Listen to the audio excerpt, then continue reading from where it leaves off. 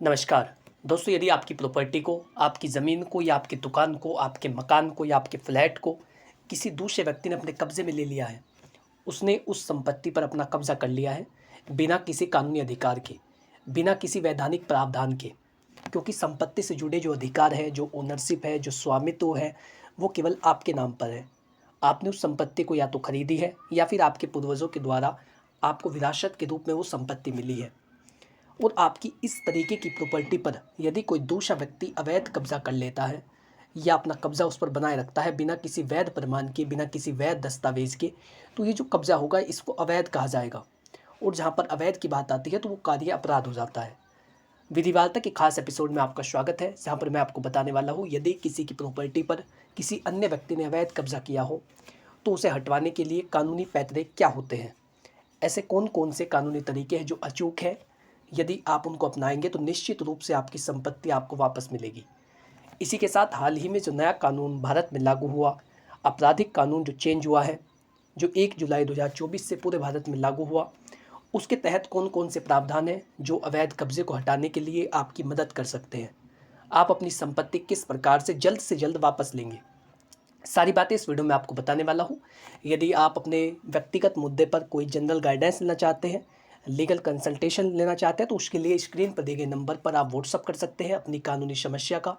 आपको बताया जाएगा कि आप उसमें क्या कर सकते हैं। बात करते हैं कि अवैध कब्जे को किस प्रकार से हटवाया जाए।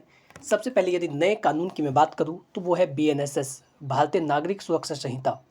ये जो अधिनियम है, इसके तहत जो कोर्ट की प्रक्रिया है वो सुचारू रूप से संचालन करने के लिए, यानी कोर्ट किस प्रकार से चलेगी, कब गवाही होगी, किस प्रकार से शिकायत दिया जाएगा, शिकायत को किस प्रकार से दिया जाएगा, कौन सी धारा में शिकायत दी जाएगी, गवाही कब होगी, साक्ष्य कब प्रस्तुत किए जाएंगे, कोर्ट ऑर्डर किस प्रकार से करेगी, उसकी अपील कहाँ पर की जा सकती है। तो जो आपराधिक कानून की जो प्रक्रिया है, इसके लिए BNSS जो नया कानून है वो लागू किया गया है।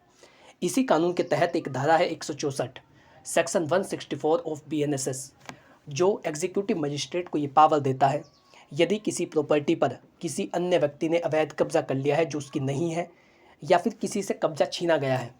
यहाँ पर स्वामित्व की बात नहीं की जाती, केवल कब्जे के आधार पर यह तय किया जाता है कि संपत्ति किस व्यक्ति को मिलनी चाहिए।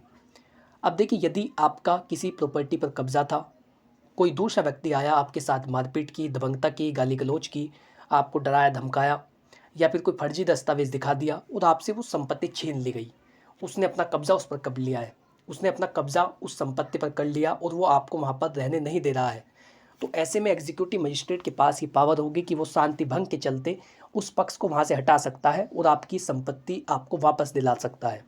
तो ये जो धारा 164 है, आप इसका लाभ ले सकते हैं। SDM के पास आपको शिकायत दर्ज करानी होगी। जब भी शिकायत की बात आती है तो प्रभावी शिकायत आपको लिखवानी चाहिए। ऐसा नहीं कि आप कुछ भी लेकर के वहाँ पर दे आएंगे और उस पर कार्रवाई हो जाएगी।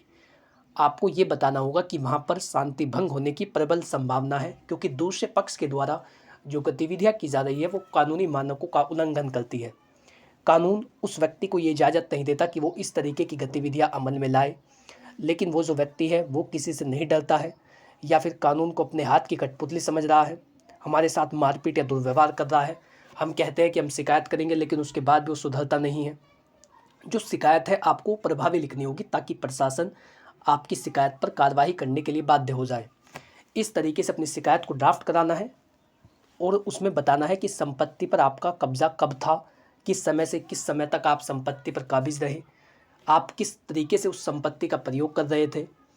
जब आप ये सारी बातें लिखवा देते हैं, उसके बाद आपको कब्जे के प्रमाण देने होंगे। स्वामित्व की बात तो नहीं होगी, लेकिन ये बताना होगा कि संपत्ति पर आपका कब्जा था। और ये साबित करने के लिए कि आपका कब्जा उस प्रॉपर्टी पर था, इसके लिए आप या तो वोटर टैक्स की रसीद दिखा सकते हैं, या फिर पानी, ये जो बिजली का बिल होता है, आप वो दिखा सकते हैं। यदि खेती की ज़मीन की बात है तो यदि आप खाद खरीदते हैं या गन्ना बेचने की जो रसीद है वो आप दिखा सकते हैं।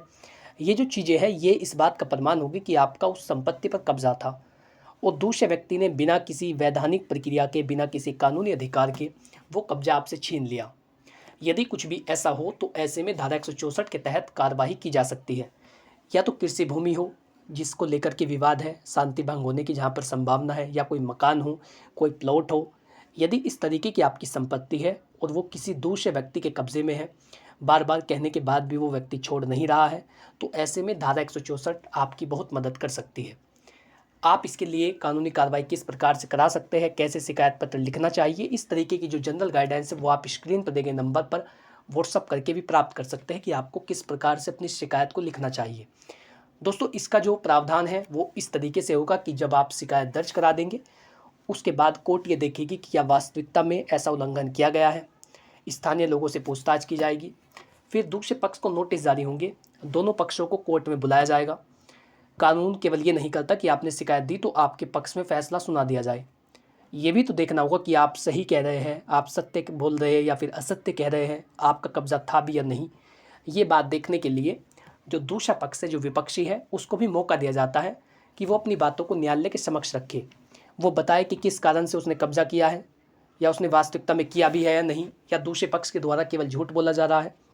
इसीलिए दोनों पक्षों को नोटिस जारी होते हैं और दोनों पक्षों की बातों को सुनने के बाद जब दोनों पक्ष अपनी दलीलें प्रस्तुत कर देते हैं, उसके बाद 15 से 30 दिन के अंदर अवैध कब्जे को हटवाया जा सकता है। जब ये सारी प्रक्रिया पूरी हो जाएगी, दोनों पक्षों की तरफ से जवाब दे दिया जाएगा, कोर्ट में बहस होगी। जब आप ये साबित करेंगे कि आपका कब्जा था और आपसे बेवजह वो छीन लिया गया, तो फिर ये संभावना है कि जो कब्जा का जो केस है उसका फैसला आपके पक्ष में दे दिया जाए। लेकिन ये साबित करने के लिए आपको वो सारे प्रमाण देने होंगे जो इस बात को साबित करेंगे कि प्रॉपर्टी पर पहले आपका कब्जा था। तो ये तो पहला और एक कानूनी पैंतरा था जिसके तहत आप अपनी संपत्ति को वापस ले सकते हैं, धारा 164 के तहत, जो मैंने आपको बहुत ही अच्छे तरीके से बताया। आप कमेंट में बताइए कि आपको ये कैसा लगा। दूसरे तरीके की यदि मैं बात करूँ तो वो होता है अवैध कब्जाधारी के खिलाफ FIR दर्ज कराना।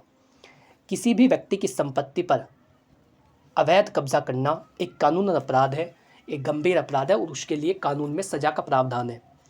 यदि आपके नाम वो प्रॉपर्टी नहीं है, कानूनी रूप से उसका स्वामित्व आपके नाम पर नहीं है और आप उस पर कब्जा कर रहे हैं, तो ऐसे में ये जो कब्जा है ये इल्लीगल होगा, वो अवैध कब्जा होगा। और जहाँ पर भी अवैध होगा वो अपराध होगा। इसकी बाबत आप स्थानीय प्रशासन के पास, जो स्थानीय थाना है, उसमें आप शिकायत दर्ज कराएंगे। जब आप शिकायत दर्ज कराएंगे उसमें आप लिखेंगे कि जो अवैध कब्जाधारी है उसकी गतिविधियाँ किस प्रकार की है। वो आपके साथ मारपीट कर रहा है, दुर्व्यवहार कर रहा है, या आपके साथ गाली गलौज कर रहा है, बिना किसी वैध दस्तावेज के आपकी प्रॉपर्टी पर कब्जा कर रहा है, या यदि फर्जी दस्तावेज वो दिखा रहा है तो धोखाधड़ी के तहत भी FIR दर्ज कराई जा सकती है। तो ये कुछ महत्वपूर्ण तरीके हैं जिसके तहत आप FIR को दर्ज करा सकते हैं यदि दूसरे पक्ष के द्वारा कानून का उल्लंघन किया जा रहा है और वो व्यक्ति कानून को अपने हाथ में ले रहा है, बार बार आपके साथ मारपीट या गाली गलौज करता है। नज़दीकी पुलिस स्टेशन में जाइए और उसी तरीके से जो शिकायत का एक तरीका होता है, प्रभावी तरीके से शिकायत लिखवाइए ताकि पुलिस को लगे कि वहाँ पर अपराध कारित किया जा रहा है, बार बार दूसरे पक्ष के अधिकारों का हनन किया जा रहा है। ये बातें जब आप उस शिकायत में लिखेंगे तो पुलिस के द्वारा भी आपके मामले में कार्रवाई की जाएगी। इसी के साथ जब पुलिस उस मामले की जांच करेगी, यदि वो अपराधी घोषित हो जाता है तो उसके खिलाफ FIR दर्ज कराई जा सकती है। इसीलिए आपको अपने शिकायत पत्र में FIR दर्ज कराने के लिए निवेदन करना होगा। दूसरा यही तरीका है कि आप FIR दर्ज कराएं, क्योंकि जब एक बार किसी व्यक्ति पर क्रिमिनल चार्जेस लगते हैं तो आमतौर पर व्यक्ति ये कोशिश करता है कि इस मामले में सेटलमेंट हो जाए, समझौता हो जाए। वो कह सकता है कि मैं संपत्ति खाली करने के लिए तैयार हूँ या मेरी ये मांग है। आप उस व्यक्ति से बातचीत करते हैं तो ये तब होगा जब उसके खिलाफ FIR दर्ज हो जाएगी, जब क्रिमिनल चार्जेस लग जाते हैं। तो ये भी महत्वपूर्ण तरीका है कि आप दूसरे पक्ष के खिलाफ FIR दर्ज करा सकते हैं। दोस्तों, तीसरा तरीका है विशेष सिविल वाद दायर करना। आप स्पेसिफिक रिलीफ एक्ट के सेक्शन 6 के मुताबिक केस दायर कर सकते हैं यदि दूसरे पक्ष के द्वारा किसी भी कानूनी प्रक्रिया का पालन नहीं किया गया है, अवैध कब्जा जो उसने कर रखा है उसको करने के लिए या संपत्ति पर काबिज होने के लिए उसने किसी भी वैध कानूनी प्रक्रिया का पालन नहीं किया है, केवल अवैध तरीके से कब्जा किया है, तो ऐसी स्थिति के अंदर section 6 of specific relief act के तहत केस दायर किया जा सकता है। जो विशेष राहत अधिनियम है उसके तहत आपको ज़्यादा दिनों तक कोर्ट में चक्कर काटने की आवश्यकता नहीं है। बहुत ही जल्द आपके मामले में फैसला किया जाता है यदि आप सही प्रकार से अपने मामले की ड्राफ्टिंग कराएंगे, साबित करें कि संपत्ति आपकी है। आपको स्पेसिफिक रिलीफ एक्ट के सेक्शन 6 के मुताबिक जब आप केस दायर करेंगे, सबसे पहले तो उसकी समय सीमा का ध्यान रखिए। यदि आपको आज संपत्ति से निकाला गया है तो आज से 6 महीने बाद तक आप इस धारा के तहत केस दर्ज कर सकते हैं। यदि 6 महीने से ज़्यादा का समय हो जाता है तब आप इस सेक्शन का लाभ नहीं ले सकते। इसीलिए जब भी संपत्ति पर अवैध कब्जा किया जाए तो तुरंत एक्शन लेने की ज़रूरत होती है ताकि कब्जाधारी कोई दावा ना करे। तो जब आप ये केस दायर करेंगे, इसमें आप ये बताएंगे कि संपत्ति आपकी है और ये साबित करने के लिए आप अपने मालिकाना हक के दस्तावेज प्रस्तुत करेंगे। इसी के साथ अवैध कब्जा आप साबित करेंगे कि दूसरे पक्ष के द्वारा जो कब्जा किया गया है वो अवैध है। हर तरीके के कब्जे को अवैध नहीं कहा जा सकता, ये आपको साबित करना होगा कि उसका कब्जा अवैध है, क्योंकि बिना किसी वैधानिक प्रक्रिया के कब्जा किया गया है, या हमारे अधिकारों का उल्लंघन करके कब्जा किया गया है, हमें डरा धमका करके कब्जा किया गया है। जैसी भी स्थिति आपके साथ हो, आपको लेकिन ये साबित करना होगा कि किया गया कब्जा अवैध है। इसी के साथ सभी दस्तावेज आपको लगाने होंगे। नोटिस, सबसे पहले जब भी आप किसी व्यक्ति के खिलाफ कानूनी कार्रवाई कराने के लिए कदम उठाते हैं तो उससे पहले उसके एक नोटिस देना जरूरी होता है, या फिर ये सही भी होता है, ताकि हम दूसरे पक्ष की बात जान सके कि वो क्या चाहता है। तो इसके साथ आप नोटिस की प्रति भी लगाएंगे। इसी के साथ नोटिस का जवाब भी आप लगा सकते हैं कि उसने क्या जवाब दिया है। फिर दोनों पक्षों को नोटिस जारी किए जाते हैं। उस व्यक्ति को नोटिस जारी होंगे कि वो अदालत में हाजिर हो और अपना जवाब दे कि किस कारण से उसने एक अवैध कब्जा कर रखा है। यदि वो जवाब अस्पष्ट देता है, या वो सही तरीके से नहीं बताता है, या फिर वो कोर्ट में हाजिर नहीं होता है, तो एक्स पार्टी ऑर्डर कर दिया जाएगा, आपके पक्ष में फैसला आ जाता है। यदि वो हाजिर नहीं हो रहा है, यदि वो हाजिर हुआ है, अपना जवाब वो अस्पष्ट दे रहा है, तो आप अपने वकील से कह करके प्रार्थना पत्र दिलवा सकते हैं कि ये जो कार्रवाई है इसको जल्दी से जल्दी पूरा किया जाए, क्योंकि हमारे अधिकारों का उल्लंघन हो रहा है और हमारी संपत्ति पर कब्जा करने से हमें आर्थिक नुकसान है, मानसिक नुकसान है, या जिस तरीके का भी नुकसान आपको हो उसका भी जिक्र आपको इस वाद में करना होगा। सारी बातें आप ये बताएंगे और आदेश लेंगे। सेक्शन 6 के तहत आदेश लेंगे कि आपकी संपत्ति से अवैध कब्जा हटवाया जाए। जब आपको ये आदेश प्राप्त होगा तो इसकी एक प्रति स्थानीय थाने में भी भेजी जाएगी। यदि वो नहीं भेजी जाती तो आप आदेश लेकर के पुलिस वालों के पास जाएंगे और आप उन्हें बताएंगे कि इतनी तारीख को न्यायालय ने आदेश किया है कि आप इस संपत्ति से अवैध कब्जा हटवाए, लेकिन अभी तक हटवाया नहीं गया है, तो आप स्थानीय प्रशासन की मदद ले सकते हैं। उसके बाद उस व्यक्ति को वार्निंग दी जाएगी कि वो कब्जा खाली करे। यदि वो नहीं करता तो ज़बरदस्ती आपकी संपत्ति आपको दिला दी जाएगी। तो ये है विशेष सिविल वाद दायर करने का प्रोसेस सेक्शन 6 के तहत, कि आप न्यायालय में विशेष राहत अधिनियम धारा 6 के तहत केस दायर करके अपनी संपत्ति वापस ले सकते हैं। चौथा है एडवर्स पोजीशन से अपने आप को बचाए, ताकि कब्जाधारी ये दावा ना कर सके कि वो संपत्ति उसकी है। यहाँ पर बहुत महत्वपूर्ण बात आ जाती है। ज़्यादातर मामलों में जो संपत्ति मालिक है वो बेवकूफ़ी करते हैं। वो अपनी संपत्ति को वापस लेने के लिए कोई भी कदम नहीं उठाते, काफ़ी दिनों तक इंतज़ार करते हैं कि कब कब्जाधारी ये बात कहे कि संपत्ति मेरी है। यदि आप इस तरीके से इंतज़ार कर रहे हैं तो ऐसे में आप अवैध कब्जाधारी को बढ़ावा दे रहे हैं कि वो ये दावा कर सके कि संपत्ति उसकी है, क्योंकि एडवर्स पोजीशन का सिद्धांत ये कहता है यदि आपने कोई कदम नहीं उठाया या जो असली मालिक है उसने उस कब्जे को लेकर के कोई आपत्ति दर्ज नहीं की, या उसने नहीं कहा कि मेरी संपत्ति खाली करो, तो ऐसे में कब्जाधारी का अधिकार उस संपत्ति में हो जाता है। इसीलिए आपको हमेशा ध्यान देने की ज़रूरत है, जब भी आपकी प्रॉपर्टी पर कब्जा करने की कोशिश की जा रही हो तो शिकायत दर्ज कराए, तुरंत पुलिस अधिकारियों के पास जाए, तुरंत प्रशासन के पास जाए, तुरंत तहसीलदार के पास जाए, एसडीएम साहब के पास जाए, उन्होंने बताए कि आपकी संपत्ति खतरे में है, आपकी संपत्ति पर अवैध कब्जा किया जा रहा है, आप इसे हटवाने का प्रयास करें। लेकिन यदि आप कोई कदम नहीं उठाते हैं, आप इंतज़ार करते हैं कि कब्जाधारी कब ये कहेगा कि संपत्ति मेरी है, तो ऐसे में उसे एडवर्स पोजीशन का लाभ मिल सकता है। हमारे चैनल के माध्यम से आपको केवल ये नहीं बताया जाएगा कि आप कैसे हटवा सकते हैं, बल्कि ये भी बताया जाएगा कि आपको क्या क्या सावधानी बरतनी चाहिए ताकि आपकी संपत्ति बची रहे। यदि वीडियो आपको पसंद आ रहा है तो वीडियो को लाइक करें और आज ही चैनल को सब्सक्राइब कर लें, ताकि इसी प्रकार की जो वीडियो है वो आप तक पहुँच सके। यदि आपका इससे संबंधित कोई सवाल हो तो आप नीचे कमेंट बॉक्स में पूछ सकते हैं। तो दोस्तों, जो अवैध कब्जे का जो प्रोसेस है उसके तहत यदि आप कोई कदम नहीं उठाते हैं और लगातार जो कब्जाधारी है वो लगातार काफ़ी समय से और निरंतर उस संपत्ति पर कब्जा कर रहा है, तो ऐसे में वो अपना अधिकार उस पर जमा सकता है। ये मामले में देरी का कारण बन सकता है। यदि अवैध कब्जाधारी ये दावा कर देता है कि उस संपत्ति उसकी है, तो ऐसे में एक अलग डिस्प्यूट अराइज हो जाता है, एक जो नया विवाद है वो सामने आ जाता है। ऐसे में फिर कोर्ट को समय लगता है कि किसके पक्ष में ये जो आदेश है वो सुनाया जाए, क्योंकि फिर तो वह व्यक्ति भी दावा कर रहा है, आप भी ये कह रहे हैं कि संपत्ति मेरी है, वो व्यक्ति भी ये कह रहा है कि संपत्ति मेरी है। तो ऐसा विवाद ना हो, इससे बचने के लिए कब्जाधारी एडवर्स पोजीशन का दावा ना कर सके उससे पहले आप कानूनी कार्यवाही की शुरुआत करें। कब्जाधारी को कभी भी दावा करने के लिए छूट ना दें, या आप बेवकूफ़ी ना करें कि जो अवैध कब्जाधारी है वो दावा कर सके। कब्जा होते ही तुरंत शिकायत दर्ज करवाए और इसे हटवाने के लिए प्रशासन की सहायता लें।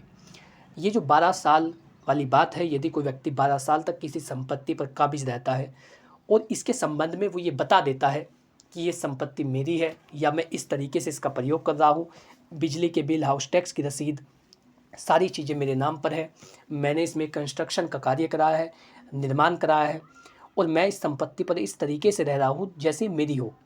यदि वो ये बात साबित कर देगा तो फिर वो संपत्ति उसकी हो जाएगी। तो एडवर्स पोजीशन का लाभ कब्ज़ाधारी को ना मिले, उसके लिए जो संपत्ति मालिक है उन्हें सावधानी बरतनी होगी और उन्हें ये जानना होगा कि किन कमियों के कारण, किन बेवकूफ़ियों के कारण जो अवैध कब्ज़ाधारी है वो आपकी संपत्ति पर दावा कर सकता है। मुख्य रूप से इसमें 7 बातें होती हैं कि एक अवैध कब्ज़ाधारी कब मालिक बन सकता है। उसके लिए भी मैंने अलग से वीडियो बना रखी है, आप चाहे तो उसे भी देख सकते हैं। अब बात करते हैं 5वें तरीके की। चौथे में आपने जाना कि आप कब्ज़ाधारी को ये मौका ना दें कि वो प्रतिकूल कब्जे के जो सिद्धांत है उसके आधार पर आपकी संपत्ति पर दावा कर सके। 5वां है हाईकोर्ट में मैंडेमस पिटीशन फाइल करना। आप हाईकोर्ट में एक रिट याचिका डाल सकते हैं। कई मामलों में क्या होता है कि आप पुलिस वालों के पास शिकायत लेकर के गए, आपने प्रभावी तरीके से शिकायत लिखवा रखी है, सारे दस्तावेज आपने उसमें लगा रखे हैं, आप स्थानीय प्रशासन के पास भी गए, लेकिन वहाँ से भी आपको कोई जवाब नहीं मिल रहा है।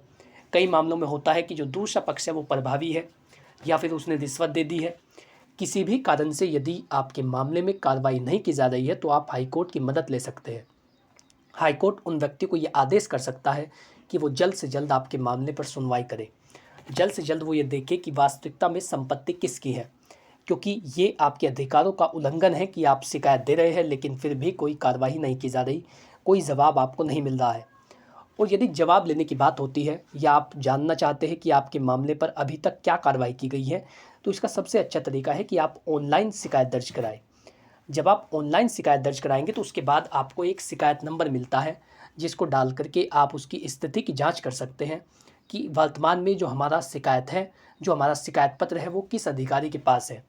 वैसे तो आपको पता नहीं होता, यदि आप दस्ती में शिकायत दर्ज कराते हैं तो ऐसे में ज़्यादातर जो शिकायत है वो रद्दी में फेंक दी जाती है, लेकिन जो ऑनलाइन शिकायत है उस पर जवाब देना अधिकारियों को पड़ता है, क्योंकि वो शिकायत नंबर आपके पास होता है और आप उसे लेकर के उच्च अधिकारियों के पास जा सकते हैं। जब भी आप किसी मामले की शिकायत प्रशासन के पास लेकर के जा रहे हैं तो उसमें हमेशा ध्यान रखें कि जो शिकायत है वो ऑनलाइन दर्ज कराना ना भूलें, ताकि आपका कानूनी पक्ष मजबूत हो सके और आपको पता हो कि वर्तमान में आपकी शिकायत पर कितनी कार्यवाही की गई है।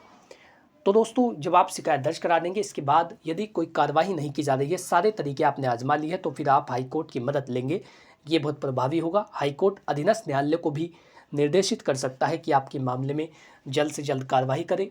इसी के साथ वो प्रशासन को भी आदेश दे सकता है कि प्रशासन आपके मामले में निष्क्रियता दिखाने से बचे और जो लापरवाही प्रशासन के द्वारा बरती जा रही है, जिससे आपके अधिकारों का हनन हो रहा है, उससे भी प्रशासन बचे और आपके मामले में जल्द से जल्द कार्रवाई की जाए। चाहे कोर्ट में आपके मामले में देरी हो रही हो या फिर प्रशासन के द्वारा निष्क्रियता दिखाई जा रही हो, दोनों ही मामलों में आप हाईकोर्ट से उन व्यक्ति को निर्देश करा सकते हैं, चाहे तो अधीनस्थ न्यायालय हो या फिर चाहे कोई प्रशासनिक अधिकारी हो। किसी भी तरीके से यदि आपके मामले में देरी हो रही है तो ऐसे में आप हाईकोर्ट की मदद ले सकते हैं। तो ये वो महत्वपूर्ण जानकारी थी जिसमें आपने जाना कि यदि आपकी प्रॉपर्टी पर अवैध कब्जा हो तो कैसे उसको हटवाया जाता है, कौन कौन से कानूनी तरीके होते हैं, किस किस तरीके से आप अपनी संपत्ति को वापस लेने के लिए तरीके आजमा सकते हैं और कौन कौन सी सावधानियां आपको बरतनी चाहिए ताकि जो कब्जाधारी है वो आपकी प्रॉपर्टी पर दावा ना कर सके। मूल रूप से 5 बातें मैंने आपको इस वीडियो में बताई। धारा 164 का प्रोसीजर और एफआईआर दर्ज करवाना कितना अनिवार्य है। तीसरी बात विशेष सिविल वाद। और चौथा मैंने आपको बताया कि एडवर्स पोजीशन का दावा कब्जाधारी ना कर सके, इसके लिए भी आप सावधानी बरतें। और 5वें और अंतिम उपाय में मैंने आपको बताया कि यदि प्रशासन या अधीनस्थ न्यायालय के द्वारा कोई कार्यवाही, कोई सुनवाई नहीं की जा रही है तो फिर आप अपने मामले में हाईकोर्ट की मदद किस प्रकार से ले सकते हैं। 5 तरीके आपको कैसे लगे कमेंट बॉक्स में बताइए। यदि आपकी थोड़ी भी मदद हुई हो इस वीडियो के माध्यम से तो वीडियो को लाइक करें और चैनल को सब्सक्राइब कर ले। विधिवार्ता से जुड़िए, जहाँ पर बात की जाती है आपके अधिकारों की और उन कानूनी प्रावधानों की जो आपके जीवन को पूरी तरीके से बदल सकते हैं। आपको जानकारी कैसी लगी कमेंट बॉक्स में बताइए। यदि आप चाहते हैं अपने मामले पर व्यक्तिगत रूप से कोई जनरल गाइडेंस लेना, कुछ पूछना, तो उसके लिए स्क्रीन पर दिए गए नंबर पर व्हाट्सअप करें अपनी कानूनी समस्या का। बहुत ही जल्द आपको उसका भी उत्तर दिया जाएगा। Thanks for watching this video. अपना कीमती समय देने के लिए धन्यवाद।